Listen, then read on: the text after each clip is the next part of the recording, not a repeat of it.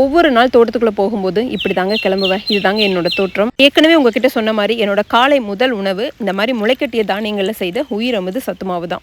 ஒவ்வொரு செயலும் ஒரு மாற்றம். வணக்கம், ஆதிவனத்திலிருந்து கலைமகள். நான் வீடியோஸ் போடணுங்கிறதுக்காக அழகான உடைகள் உடுத்திட்டு போக முடியாது. ஏன்னா முதலாளி தொழிலாளி எல்லாமே இங்க நான் தான். சின்ன சின்ன வேலைகள் செய்யறோம், கன்வீனியன்ட்டா இருக்கு. அதை விட முக்கியம் பாதுகாப்பு. அதுக்காக தாங்க நான் இந்த மாதிரி காஸ்டியூம்லயே போறது. இந்த மாதிரி அத்திப்பழங்கள்ல கட்டெரும்பு, நாவல் பழங்கள்ல சுளுக்க, பூக்கள்ல நிறைய பூச்சிகள் இருக்கும். அதெல்லாம் காதுக்குள்ள போயிடக்கூடாதுங்கிறதுக்காக தான். மரங்களுக்கு தண்ணி பாய்க்கிறது, கிடைக்கிற பூக்களை பழங்களை பறிக்கிறது, காய வைக்கிறது, அரைக்கிறதுன்னு எல்லாமே இங்க நான் தான். இந்த ஆதிவனத்தை பொறுத்த வரைக்கும் மனித தலையீடு அதிகமா இல்லாத ஒரு இடம். தேவைப்பட்டா மட்டுமே ஆட்கள் வேலைக்கு வருவாங்க போவாங்க. இன்னைக்கு என்ன வேலை பார்க்க போறோம்னா தோட்டத்துக்குள்ள போய் நாவல் பழங்கள் பறிச்சுட்டு வர போறோம். இருக்கிற மரங்கள்ல 2-3 மரங்கள் தான் போன வருஷம் காய்ச்சிருந்துச்சு. இந்த வருஷம் அப்படிதான் இருந்தாலும் போன வருஷம் நிறைய காய்ச்சிருந்துச்சு. இந்த வருஷம் அவ்வளவு காய்ப்பு இல்லை. தினமும் 2 கிலோக்குள்ள தான் கிடைக்குது.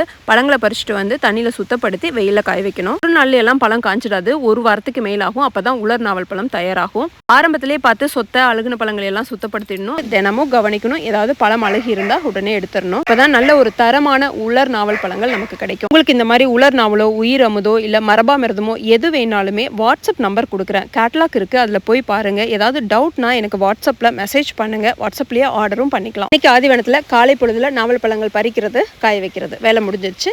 மாலை பொழுதுல மரங்களுக்கு தண்ணி எடுத்து விடணும். உயிர் அமுத தானியங்கள் தயாரா இருக்கு, அதையும் தயார் பண்ணணும். அடுத்த வீடியோல சொல்றேன்.